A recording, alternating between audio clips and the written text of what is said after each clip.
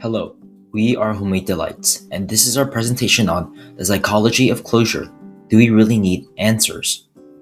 People often say you need closure to move on, but psychology tells a more complicated story.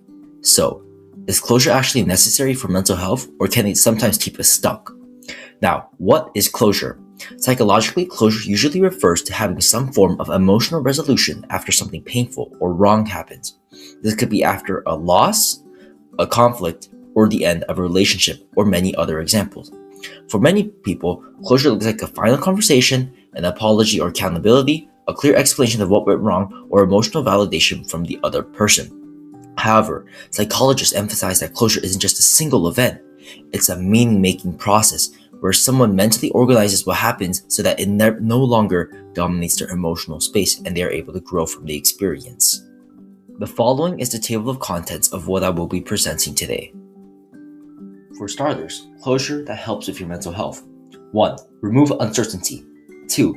Meaning making. 3. Your self-blame. 4. Emotional validation. And 5. Emotional disengagement. On the flip side, closure might not be as helpful as it may seem. 1. It may depend on another person. 2. It doesn't always bring you relief. 3. It might increase your rumination. 4. Closure isn't guaranteed. And 5. You can live without answers. First off, closure helps your mental health. One reason closure can help is that it reduces uncertainty and rumination. Rumination is a repetitive, excessive dwelling on negative thoughts, problems, or past mistakes, getting stuck in a mental loop without finding solutions, often worsening mood and mental health issues like depression or anxiety. Research on breakups show that people who understand why their relationship ended experience lower anxiety and fewer internalizing symptoms over time. In fact, studies on rumination show that unresolved questions significantly increase repetitive thinking, which is linked to higher levels of depression and anxiety. According to the PMC, 62% of young adults reported significant negative emotions at 3 months, but only 12% at 6 months. This shows a positive correlation as the longer time spent in rumination, more people are able to get rid of their negative emotions and be able to grow. Closure can also support meaning making. Studies on relationship dissolution found that people who could make a better sense of their breakup showed better emotional adjustment and future relationship satisfaction. Meaning making helps the brain store the experience as completed, rather than an open loop that keeps resurfacing. According to a study done by Vocal, 71% of individuals who had closure had experienced emotional healing in 2 years. During that same time period of 2 years, only 10% of people who didn't experience closure received the same emotional healing. That means there's a correlation between closure and emotional healing. Closure also helps reduce the self-blame on you. When individuals lack explanations, they're more likely to assume the worst about themselves, reducing their mental state.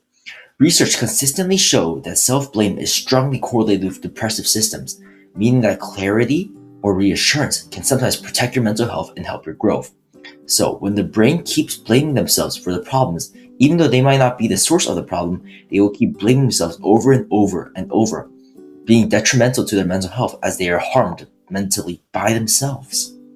Closure is also linked to emotional validation.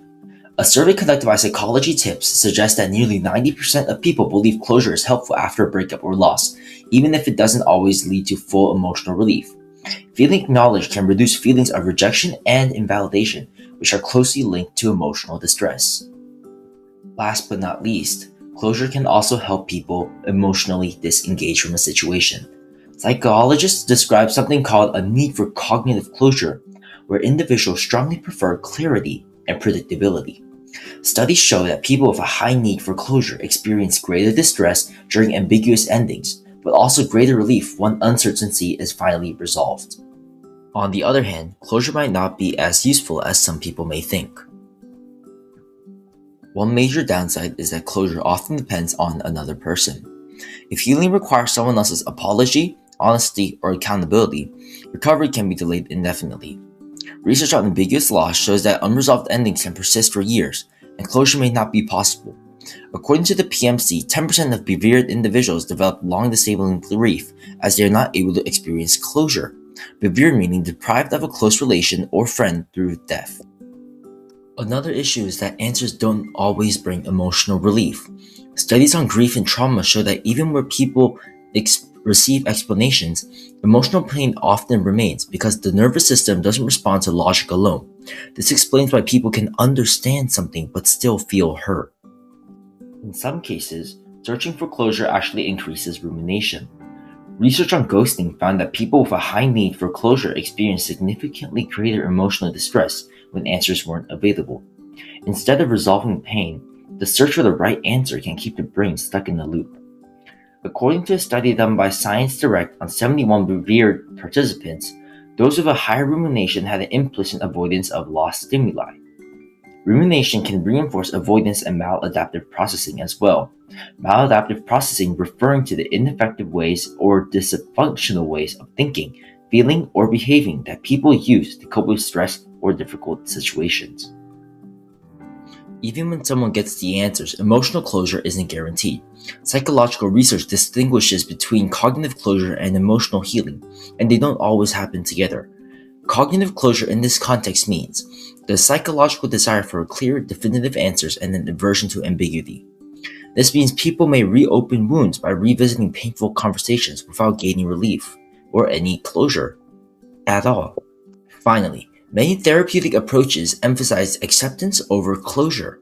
Research on acceptance-based therapies show that learning to tolerate uncertainty and generate your own meaning can significantly reduce distress, even without external validation. In some cases, waiting for closure can actually delay healing. So, in conclusion, is closure necessary to move on? Psychology suggests that the closure can be helpful for some, but it's not required for healing. Often, it's not answers that bring peace, but acceptance, self-compassion, and meaning-making that comes from within that actually truly heals you.